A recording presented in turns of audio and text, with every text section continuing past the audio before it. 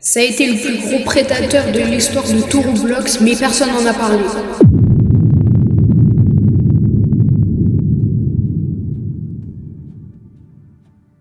Et yo les gens, c'est Juni. Aujourd'hui, comme vous avez vu dans le titre et la miniature de cette vidéo, on va parler d'un sujet très important. Mais avant qu'on commence, installez-vous bien. Vraiment là, installez-vous très très bien. Cette vidéo devait sortir pour Halloween, mais je vous avais promis de la sortir en été, voilà. Donc ça va un peu gâcher tout le style de soleil et tout. Mais bon, avant qu'on commence la vidéo, likez, abonnez-vous, ça me fait extrêmement plaisir et ça me soutient dans mon tryhard. Ou juste un commentaire, c'est gratuit, ça me soutient encore une fois. Sur ce cas, c'était Juni. Bon visionnage.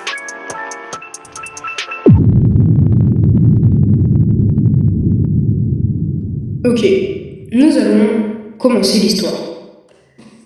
L'histoire commence avec un petit enfant. L'enfant en question avait un rêve, un but, un objectif à atteindre. C'était de devenir créateur de map Roblox. Mais son but à lui, c'était de devenir ultra connu et de gagner un maximum de Robux. Un jour, il va se lever très rapidement. À ce moment-là, c'était un week-end. Il se levait plutôt tard et commençait sa journée en continuant à essayer de développer un jeu qui, plus tard, en espérant, deviendra connu. En commençant à développer son jeu, il aperçut quelque chose. À partir de 20 minutes de codage dans son jeu, il aperçut un message en disant qu'une personne avait rejoint son serveur. Quand l'enfant va se rendre compte que la personne qui a rejoint son serveur était devant lui, il va lui dire ça. Salut mec, en fait je suis désolé, mais dans ce serveur je suis en train de coder un jeu, donc est-ce que ça serait possible que tu quittes? Et oui, l'enfant va l'appeler mec, comme s'il connaissait déjà cette personne, sans savoir qu'en réalité, la personne qui se trouvait devant lui allait être son pire cauchemar. Mais le pire n'allait pas être ça. En réalité, il va aussi chercher dans ses amis si la personne se trouvant devant lui n'était pas un de ses amis. Il va défiler pendant 2 minutes sans apercevoir dans ses amis le pseudo de la personne qui était devant lui. Alors, la personne se trouvant devant l'enfant va dire ça. Oh, salut. Désolé, en fait, j'ai rejoint ton jeu parce que je savais déjà que tu étais en train de le coder. En fait, je suis développeur et je voulais te demander, est-ce que tu voudrais que je t'aide à coder ton jeu? En tant que développeur professionnel, je pense pouvoir t'aider et comme ça, tu deviendras beaucoup et ultra connu pour gagner plein de Robux.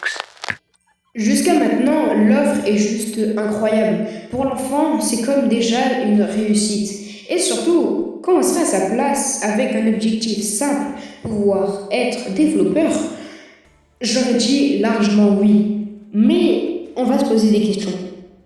Comment est-il possible que la personne qui rejoint son jeu soit autant informée? Parce qu'il va le préciser. Il va dire qu'il était déjà au courant qu'il codait un jeu et qu'il veut l'aider. Mais ça, on sait comment il le sait. Sur Roblox, quand vous défilez un peu sur le profil d'une personne, vous pouvez voir quelque chose. Quelque chose que la personne écrit au cas où si vous défilez et que vous puissiez le lire. Et notre enfant, notre personnage principal entre guillemets, va mettre ceci. Salut, je suis nouveau sur Roblox et mon objectif est de pouvoir créer un jeu en étant développeur et gagner un maximum de Robux. Quand mon jeu sera enfin fini, je pourrai enfin gagner des Robux. N'hésitez pas à l'essayer plus tard quand je l'aurai fini. La réponse était juste devant nous. En réalité, la personne qui avait rejoint cet enfant était en fait le prédateur en série. Et oui, cette personne avait regardé d'abord le profil de l'enfant avant de le rejoindre pour ensuite s'inventer une vie en lui disant qu'il était développeur professionnel et qu'il pouvait l'aider pour ensuite finir et gagner un maximum de Robux en lisant simplement ce que l'enfant avait mis. En soi, l'enfant s'est mis tout seul dans un propre piège, sans qu'il le veuille. Mais tout ça, il est pas du tout au courant. Et pour un enfant de son âge, voir une offre aussi positive, ça va juste le hyper totalement. Et le fait d'oublier que cette personne est un inconnu qu'il ne connaît même pas, bah, il va pas s'en soucier. Bref, à ce moment-là, l'enfant va bien sûr et évidemment répondre oui. Alors, il va ajouter le prédateur et ne discutera plus avec lui pendant 2 jours d'affilée. Puis, au 3e jour, le prédateur va lui envoyer ce message. Salut mec, je sais plus si tu te souviens déjà de moi, mais moi je me souviens de toi. Je suis le monteur professionnel, enfin le créateur de map. Du coup, je voulais me présenter pour que tu me connaisses mieux. Alors, je m'appelle et j'ai 14 ans. Tout ce que la personne vient de dire est totalement fausse. Il a inventé un faux prénom et se prétendant avoir presque le même âge de l'enfant. À ce moment-là, l'enfant avait 10 ans. Et moi, ma vraie question, c'est à 10 ans, tu peux te soucier un peu de quelque chose. Mais selon lui, non. Il y a que 4 ans de différence, alors c'est chill. Bref, les conversations vont continuer entre deux jusqu'à que le prédateur dise ça. Hop hop hop, pause, je tiens à m'excuser, oui, je suis en train de te déranger en pleine histoire, mais je tenais à te dire que si tu veux une partie 2, enfin une autre histoire du coup, n'hésite pas à aller dans les commentaires, like et abonne-toi, ça me fait extrêmement plaisir parce que oui, il faut que je le dise quand même. Bref, je te dérange plus, bon visionnage. Et sinon, vu que maintenant on se connaît plus, ça te dirait de me voir dans la vraie vie? Ok, ouais. Il vient vraiment de demander à l'enfant de le voir dans la vraie vie. Et c'est la première fois que l'enfant dans l'histoire va vraiment se douter de quelque chose. Parce que lui, il va se dire ça. Mec, ça serait pas un peu chelou de se voir, surtout que je te connais pas trop, tu t'es juste présenté avec moi. Mais ce prédateur est beaucoup plus intelligent que lui, parce qu'il faut savoir que pendant cette histoire, il avait juste 30 ans, ou même voire 40 ans de plus que lui. Alors, pour se justifier, il va lui dire ça. Ah non mais mec, t'inquiète pas. En fait, je veux te voir dans la vraie vie juste pour t'aider à mieux coder ton jeu, voire même le finir en même temps ensemble. Comme ça, on pourra plus vite se parler et comme ça, bah ça sera juste plus rapide. Et oui, l'enfant va vraiment tomber dans son piège. Il est con quoi? Parce que pour lui, entendre une personne lui disant qu'il va finir son jeu ultra rapidement puis gagner de l'argent avec des Robux directement après, c'est comme une victoire assurée. Avoir quelque chose devant soi fait comme on l'attendait. Alors, vu qu'il avait accepté, l'homme va lui donner l'heure, le temps, quel jour et surtout où. Et ce qu'il faut savoir, c'est que bizarrement, les deux habitaient presque au même endroit. L'homme va lui demander un rendez-vous à côté d'un supermarché. Alors l'homme va tout lui donner. C'est une convaincance totale. L'enfant accepte et lui dira même que c'est possible de le voir à cette heure fixe.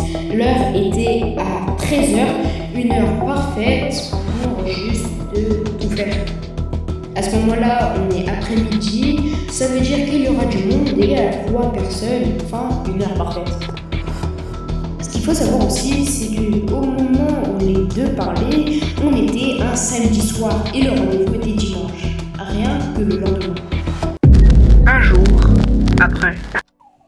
Qui dit un jour après, qui dit surtout dimanche. Et dimanche, c'était le jour où les deux allaient se rencontrer dans la vraie vie. On se rappelle bien que l'heure était à 13h et que à 11h30, l'enfant avait déjà mangé. Il avait dit à sa mère qu'il allait sortir à 12h45. Sa mère lui demanda Mais du coup, tu vas où et tu vas faire quoi? et l'enfant répondit. Ah, bah là, je vais à l'épicerie avec des amis. On va y aller en trottinette à plusieurs, comme ça, on va se prendre un bon goûter. Un goûter à 13 heures. Ok. Bon. Là, on a plusieurs choses. D'abord, l'enfant a totalement menti à sa mère. Il va lui dire qu'il va à l'épicerie avec ses amis en trottinette. Alors, il y a quelque chose de vrai, il va y aller en trottinette, mais il va y avoir aucune personne avec lui. Et surtout, il ne va pas à une épicerie, mais à un supermarché. Mais surtout, aussi, pourquoi avoir menti à sa mère? Parce qu'il ne connaît surtout pas. Mais ça, il avait déjà oublié. Alors, pour lui, y aller tout seul, c'était déjà rassurant. Mais s'il n'avait pas menti à sa mère, et qu'il y aurait eu un danger, il n'y aurait rien. Enfin, au moins, ils auraient pu faire quelque chose. Pour l'instant, il n'est pas là, mais bon, je vous laisse. Il est 13 heures. Là, tout va commencer. L'enfant va prendre sa trottinette et pédaler jusqu'à son supermarché qui était à côté de chez lui. La route était rapide, simple, efficace. Personne n'était avec lui, alors personne lui disait quelque chose. Il n'avait pas besoin de ralentir et avancer tranquillement dans le supermarché. Il était actuellement 13h01. Il rentra dans le supermarché et il vit personne. En tout cas, personne de 14 ans. Alors, il sortit du supermarché et vit un homme 10 fois plus vieux que lui l'appeler. Dès lors que l'enfant eut l'intention de partir, il se fut attrapé et tout commença. Une heure s'est fait attraper. Sa mère ne va pas du tout s'inquiéter. Il était déjà 14h15 chez sa mère. Donc du coup, c'était pas il y a une heure, mais il était déjà 14h05 chez sa mère. Et sa mère ne s'est rien douté du tout. Selon elle, c'était un goûter de 13 heures entre guillemets. Alors, tranquille. En plus de ça, selon son mensonge, il était avec des amis. 2 heures passèrent et sa mère était toujours pas inquiète. Jusqu'à 3 heures sans nouvelles de son fils, il n'avait même pas son téléphone. Des appels, seulement des appels, mais aucune réponse. En réalité, le téléphone du fils était sur son lit, mais elle ne savait pas. Et elle avait raison d'être inquiète. Mais au bout de 3 heures, être enfin inquiet, c'est très grave. À ce moment-là, l'enfant était en pleurs totales. Il criait. Mais ça ne servait à rien. Il était déjà dans une voiture, accroché, et surtout dans un coffre. Mais bon, à chaque fois qu'il criait ou pleurait ou criait à l'aide, il recevait juste une menace. Alors le silence était la meilleure chose. Jusqu'à qu'au bout d'un moment, l'homme a fini de l'emporter. Il ouvre le coffre et l'enfant revit enfin la lumière du jour. Car oui, dans le coffre, il faisait tout noir. Mais au début de l'histoire, je vous avais dit que le prédateur était très intelligent. Jusqu'à qu'il se passe ça. Le prédateur avait pris la trottinette de l'enfant avec lui pour espérer le revendre et gagner plus d'argent. Car oui, cet homme était dans un piteux état, surtout dans sa vie. Mais bon, cet homme était en réalité très débile. Enfin, non. C'est surtout son choix qui a été très débile, de prendre cette trottinette. Car quand ils arrivèrent chez lui, il lui dit de prendre avec lui la trottinette, donc bien sûr il lui a détaché les mains, de prendre la trottinette et de la déposer à l'intérieur. Mais l'enfant avait déjà un plan, prendre cette trottinette et s'enfuir de cet endroit. Seulement que l'enfant avait déjà une main collée derrière lui de cet homme. Car oui, cet homme commençait déjà à faire des choses.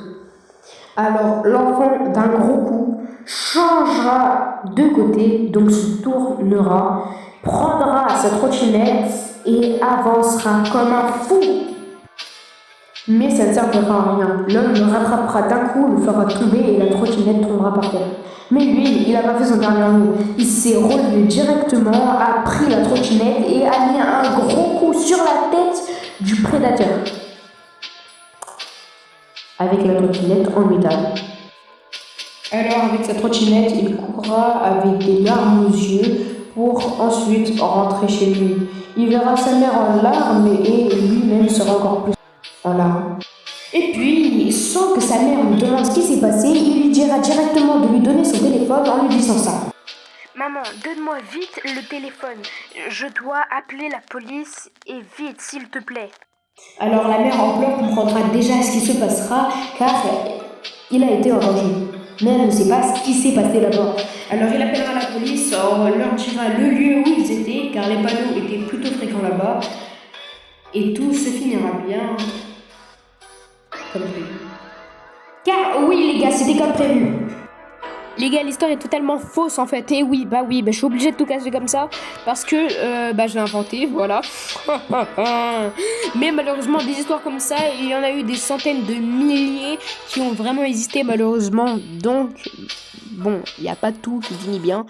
Mais dans mon histoire, si. Bref, désolé de vous avoir foutu les jetons comme ça. Bon, après, si vous avez cliqué dans la vidéo, c'est pas pour rien. Voilà, je vous avais mis un avertissement au début de la vidéo, on se rappelle bien.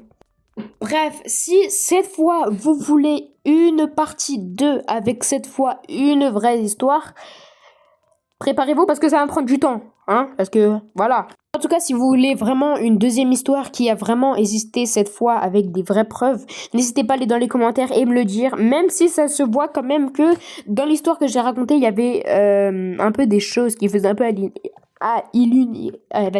qui faisait halluciner. Bref, c'était la fin. Non, oula, ouais, c'est la fin de cette vidéo. Merci d'être resté jusqu'à la fin. N'hésite pas à liker, à t'abonner encore si tu l'as pas fait ou juste un commentaire, c'est gratuit, ça me fait plaisir. En tout cas, si tu veux une deuxième histoire, ça sera dans les commentaires, ils seront ouverts. Sur ce cas, c'était Juni, abonne-toi.